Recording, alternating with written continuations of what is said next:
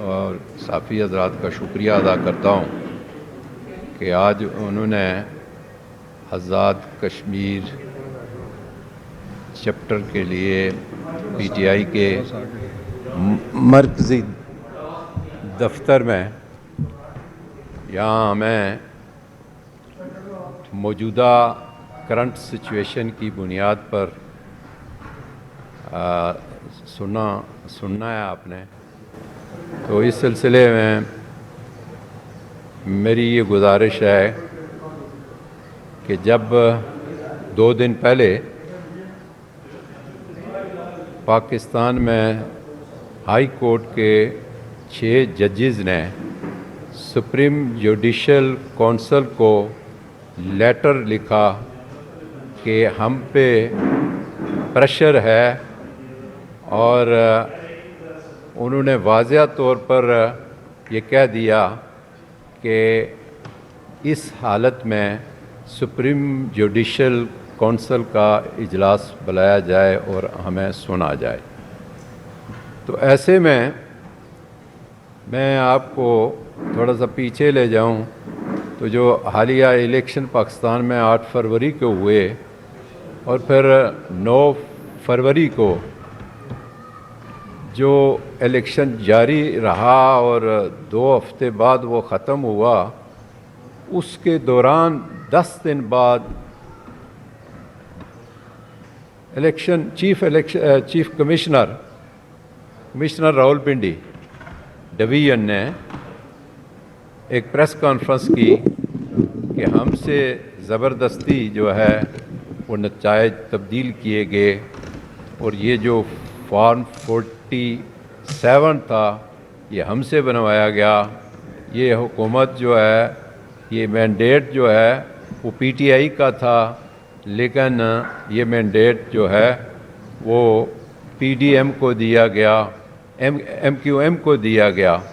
تو ایسے میں یہ جو صورتحال تھی کہ آپ پر واضح ہے کہ پی ٹی آئی کا نہ بلہ تھا، پی ٹی آئی کا نہ کوئی اور نشان تھا، بلکہ ہر امیدوار کو آزاد کر کے ایک نشان دیا گیا. لیکن میں پاکستانی قوم کو مبارکباد دیتا ہوں کہ انہوں نے ایک ریفرینڈم کی طرح جو ہے وہ پی ٹی آئی کو ووٹ کی پرچی سے نوازا، اور اس سے تو یہ ہونا چاہیے تھا کہ P T I largest party ہے، حکومت اس کو دی جاتی. لیکن مقام افسوس ہے کہ عمران خان صاحب کو جیل میں ڈال کے تو یہ سارا کچھ ہوا. اور اس ساری صورتحال کا جو الیکشن میں ہوئی، عوام نے جو مینڈیٹ دیا پی ٹی آئی کا، اس پر بھی قیدی نمبر 804 کو کوئی کسی قسم کی سہولت نہیں مل سکی. حالانکہ یہ بات واضح ہو جاتی ہے کہ یہ الیکشن جس طرح کے ہوا، اور یہ جس طرح خان صاحب کہہ رہے تھے کہ لندن پلان کا حصہ ہے، تو اس سلسلے میں سارے گناہ معاف کر دیے گئے، اور ان کے گناہ جو ہے وہ پی ٹی آئی اور پی ٹی آئی کی اعلیٰ قیادت اور خان صاحب پر لگا دیے گئے. تو ایسے میں آپ کی اس توجہ کے بعد اپنے آزاد کشمیر کی طرف آتا ہوں کہ جو وہاں رجیم چینج ہوئی ہے، آزاد کشمیر تحریک آزادی کشمیر کا بیس کیمپ ہے. وہاں ہمارے لوگوں نے 47 میں جو ہے خود ڈوگرا کے ساتھ جنگ لڑ کے وہ علاقہ آزاد کرایا، جس میں جی بی بھی شامل ہے اور اے جے کے بھی. تو وہاں ہماری اکثریت ہونے کے باوجود ہمارے لوگوں کو خریدا گیا، ورگلایا گیا، اور ہماری حکومت ختم کر دی گئی. اور ہمیں یہ بتایا تک نہیں گیا کہ جو پرائم منسٹر ہے وہ پی ٹی آئی کا ہے یا پی ڈی ایم کا ہے. جس طرح پاکستان میں پی ڈی ایم حکومت کر رہی ہے، اسی طرح وہاں. تو جب ہمیں پتہ چلا کہ وزیر اعظم نے کہا کہ میں پی ڈی ایم کا شکریہ ادا کرتا ہوں، تو میں آپ کو یہ بات ریکارڈ کے طور پر بتانا چاہتا ہوں کہ اپوزیشن لیڈر اس اسمبلی میں موجود تھے کہ میں نے کہا ہم نے تو پی ٹی آئی کو ووٹ دیا ہے, ہم نے کسی آزاد امیدوار کو ووٹ نہیں دیا.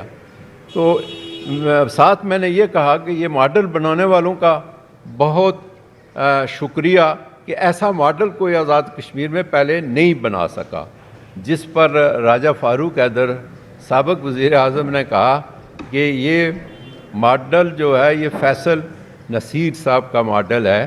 اسمبلی کے اندر یہ بات کہی, کوئی ایسے ڈکی چھپی بات نہیں ہے.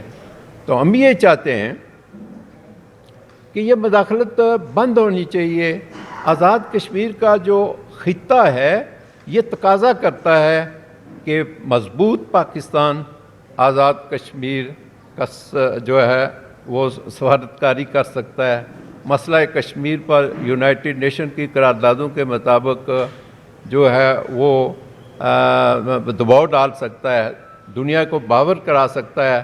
لیکن اس کے لیے میں آپ سے گزارش کروں گا کہ پاکستان میں ایک ہی شخصیت ہے جو انٹرنیشنل سطح پر جس کی پہچان ہے, اور آزاد کشمیر میں پاکستان میں جس کے پاس مینڈیٹ ہے, اور وہ ہے عمران خان, جو کشمیریوں کی سفارتکاری بھی کر سکتا ہے. جو کہ عالمی سطح پر آج جو صورتحال پیدا ہو چکی ہے کہ مسئلہ فلسطین پر مسلمان جو ہے وہ خاموش بیٹھے ہوئے ہیں, اور کروڑوں کے وہ لوگ وہ خاموش بیٹھے ہیں. اور جب 313 جب تھے تو انہوں نے لرزہ طاری کیا ہوا تھا. یہ ہے آج کا مسلمان اور یہ ہے اس وقت کا مسلمان. تو ہمیں آزاد کشمیر کے ساتھ, کشمیری مسلمانوں کے ساتھ جو کچھ ہو رہا ہے اور آج کل جو فلسطین میں ہو رہا ہے, اس کے لیے پاکستان کو معاشی لحاظ سے, سیاسی لحاظ سے استحکام آنا چاہیے. یہ اسی صورت میں ہو سکتا ہے کہ عمران خان کو جو بے گناہ ہیں, قیدی نمبر 804 جو بے گناہ ہے, انہیں ریلیز کیا جائے. آزاد کشمیر, جی بی اور پاکستان اور عالم اسلام کے معاملات جتنے بھی ہیں وہ انشاءاللہ اس پاکستان کی بنیاد پر حل ہوں گے, اور ہمارے ادارے جو ہیں وہ بھی اسی صورت میں مستحکم ہو سکتے ہیں دنیا کے سامنے, جو بدنام ہو چکے ہیں وہ خان صاحب کی رائے کو فوراً عمل میں لائی جائے. شکریہ. بسم اللہ الرحمن الرحیم. جی میں تعارف کرا دوں